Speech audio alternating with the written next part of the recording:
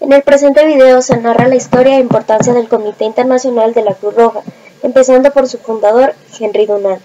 Nació en Ginebra, fue un hombre de negocios. Un proyecto de creación de fábricas de harina en Argelia lo lleva un 24 de junio de 1859 muy cerca del Solferino, Italia, el mismo día que el ejército austriaco se enfrenta con el francés y el Piamontes a ser testigo de un feroz enfrentamiento. Dunant observa cómo los heridos quedan desatendidos y morían por falta de asistencia, ya que los servicios sanitarios militares eran casi inexistentes. Dunant toma la iniciativa y conforma un grupo de voluntarias, mujeres, chicas y jóvenes, y las convence de atender a los heridos sin ninguna distinción. Tuvo éxito también para conseguir la liberación de médicos austriacos capturados por los franceses, pero sus esfuerzos no fueron suficientes, pues carecían de insumos y materiales. Inspirado en las escuelas de guerra, decide plasmar las experiencias en su libro titulado Recuerdo del Solferino, en el cual aprovecha y deja entrever la necesidad de crear un grupo que socorriera a los hombres sin distinción al mando, que fueran lo que causó conmoción en distintos líderes políticos y figuras militares de Europa. Aquel activista de la causa humanitaria comenzó a viajar por toda Europa, promocionando sus ideas. El 9 de febrero de 1863, el Consejo de la Sociedad de Ginebra para el Bienestar Público y su presidente, el jurista Gustave Moynier, consideran, examinan y valoran positivamente el proyecto, lo que conlleva a la creación de un comité de 5 personas para investigar aún más la posibilidad de llevarlo a cabo. Este comité fue integrado por Gustave Moynier, Henry Dufour, Louis Appia, Theodore Monnier y por supuesto Henry Dunant. Ellos conformaron el Comité Internacional de la Cruz Roja y su primera reunión la instalan el 17 de febrero de 1863, pero las discrepancias y los desacuerdos en los planes y visiones no dejaron esperar, pues Moynier empieza a atacar a Dunant por el liderazgo del comité.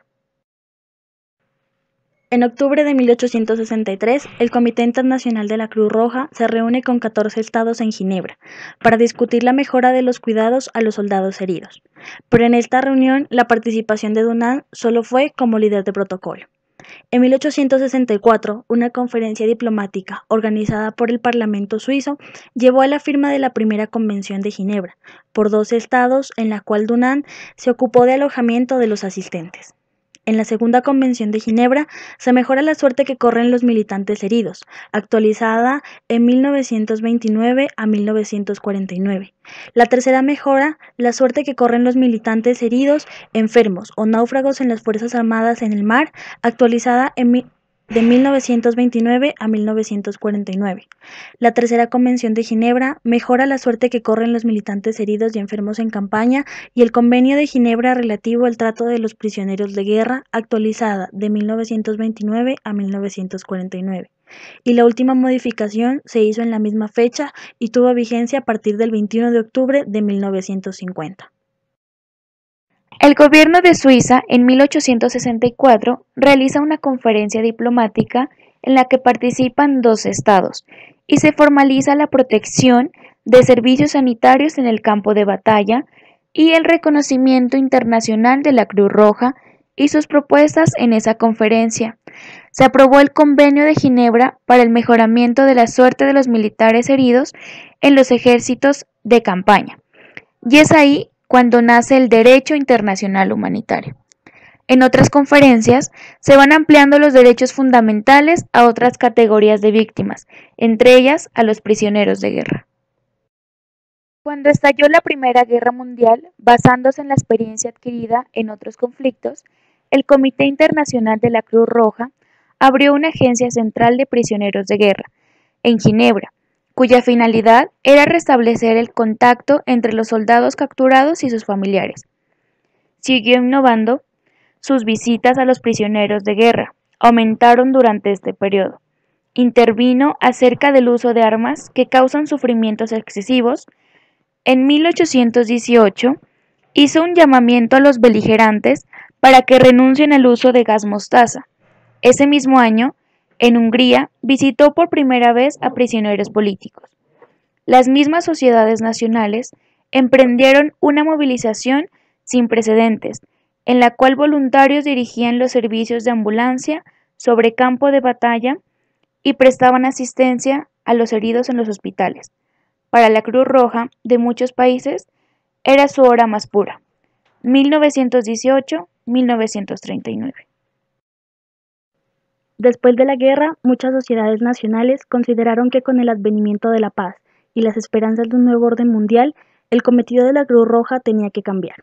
En 1919 fundaron la Liga de Sociedades de la Cruz Roja, prevista como el futuro órgano de coordinación y de apoyo para el movimiento.